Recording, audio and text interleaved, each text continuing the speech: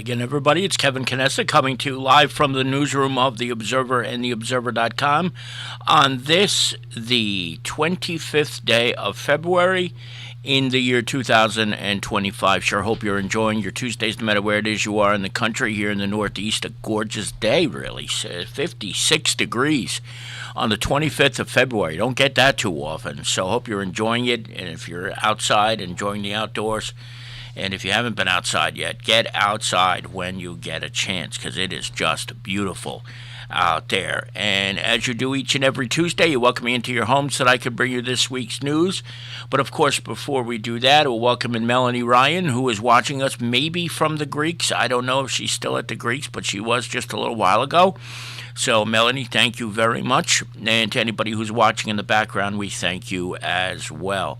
Had a good laugh with Melanie a little while ago, which I will share with you guys in the coming weeks when it gets a little bit closer to the primary election filing time. So we'll get to that eventually. Just a few housekeeping items before we get to the news this week. The Kearney Public School Uniform Exchange is having a bingo night, and it is Sunday at the American Legion. There are still tickets available for that. So if you have not had a chance to get your ticket, please make sure you do. These flyers are all over the place on Facebook. You can get them right now if you look. Project Graduation's Tricky Tray is Friday night, and there are still tickets available for that. If you haven't gotten tickets for that yet, please make sure to do so now. There's going to be some incredible prizes at the Project Graduation Tricky Tray, and I know because I spoke to Melanie already about them, and some of the prizes are really epic. So make sure you get your tickets for that as quickly as you can, because that's Friday night. And then, because people are starting to kind of forget that Monday is March already, next week the New Jersey Motor Vehicle Commission's mobile unit will be in the town of Kearney. So remember, if you had made an appointment, that's starting on Monday of next week already. Yes, it's March already.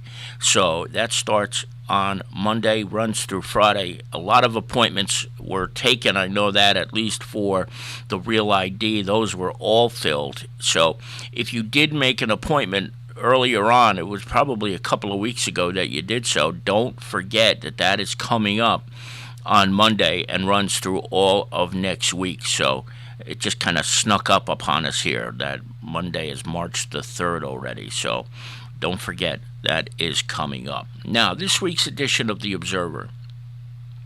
This is a great idea that the UEZ has come up with.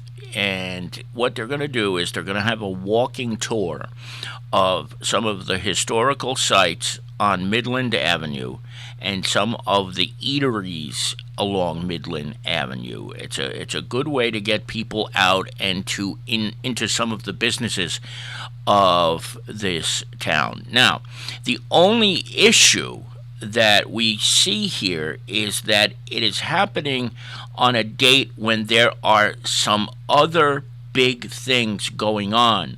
So it's going to be important, if you're interested in going, that you make your reservation quickly. But you also have to realize that at the very same time, there's a food distribution event going on and a couple of other things. It's a very, very busy day on the calendar. But it looks like it's going to be a fantastic program that Linda DeIsa has put together along with a resident whose his name is Chris. He's very involved with different things in the town, including the community garden, et cetera, et cetera. So if you're interested in this, please take a look at the story this week and make sure you reach out as quickly as you can, because it should fill up quick. I think they're going to limit it to a certain amount of people who can participate on that day, because they don't want to have overcrowding when you go into some of the buildings. And, of course, along the way, you see on the front page, the Freeman Building is one of the stops, and that is one of the most beautiful buildings in this entire town. So make sure you make your reservations as quickly as you can. Now, before I continue, I welcome in a couple more people who are with us now. Pat LaCasto has gone from Sin City to Aruba right now, so enjoy your time while you are there. Pat. I hope you're having a good, nice week in Aruba.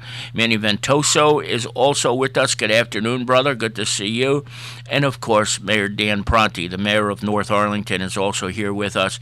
And don't forget, his friend Donna Bocchino will be one of the Grand Marshals at the St. Patrick's Day Parade coming up in a couple of weeks. And I think, if I'm not mistaken, this will be the first time that a resident of North Arlington, even though Donna has a very long history in Kearney, is a marshal with the West Hudson St. Patrick's Day Parade. So, good afternoon, Mayor. Good to see you as always. Now, speaking of Mayor Pronti, this was a really cool event that they had over at the library a week ago.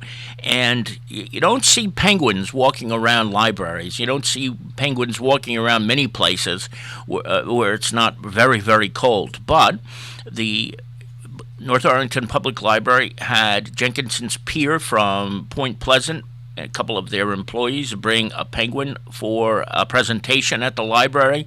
There were a whole bunch of kids who were there for this really unique event at the North Arlington Library. So we have a recap of that today. So please take a look at that. And it's just another example of how there's so many great things that are going on in North Arlington. And I know the mayor was there and he was wearing a suit, but not a tuxedo. So that was pretty cool, really, to see that. So hope you get a chance to read that. And we also welcome in my birthday sister, Carol Manley, who was watching us down the shore. Carol, I haven't seen you, it seems like, in 100 years. I hope you're doing well, and please give our love to Mom as well, Mama June Hearn, who is probably sitting there with you watching along. Maybe she is, maybe she isn't, but we miss both of you nonetheless. Now, the Harrison East Newark Elks have been involved with a peer leadership program for many, many years, and Councilman Larry Bennett, who you see in the picture here on the left, was involved this year, as he is every year. Went down the shore, and when they go down, these kids are trained to come back and to provide leadership to the rest of the school community. The Elks pays for all of this, and it's a long-standing program that many Elks lodges are involved in. But we wanted to share this with you because Councilman Bennett has been doing this for many, many, many years in his role with the Elks as the former exalted ruler of the East Newark Harrison Lodge. And we also want to kind of just remind you of all the great things that the Elks do, not just in Harrison, but in Kearney Belleville as well. So check that out on page number 2. And we also have a hard news story this week where the mayor of Belleville announced that the township of Belleville got a significant number of dollars in community development block grants, and the mayor has announced what those grants will go to.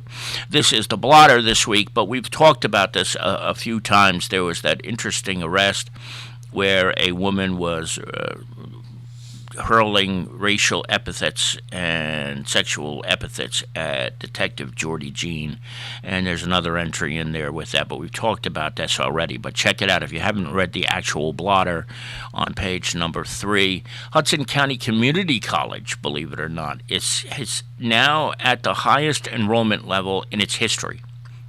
That's a testament to the president of Hudson County Community College, Chris Reber, who has been there for a couple of years now. He's really left his mark in a short amount of time as the president of Hudson County Community College. To see that these enrollment numbers just go up each and every year is pretty remarkable. So I hope you will check that out this week on page number 4.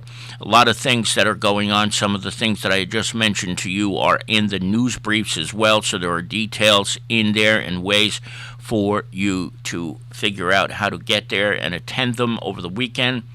There are 2 Kearney police officers who are in training right now who are in the police academy, the Bergen County Academy. They started in January. We have their names. And God willing, tonight at the Kearney Council meeting, there is a move to increase the table of organization on the Kearney Police Department from 70 to 82 rank and file police officers and from 17 to 19 sergeants. Now, this doesn't automatically mean that once the table of organization is changed and readopted to add 12 new police officers, that there are going to be 12 new cops on the streets coming up right away. But if the money is there, I am pretty certain that that's the idea. And other towns have done this already, and this is a very good move by the Kearney Town Council to do this, because you are all keenly aware of how redevelopment in this neck of the woods has affected police departments.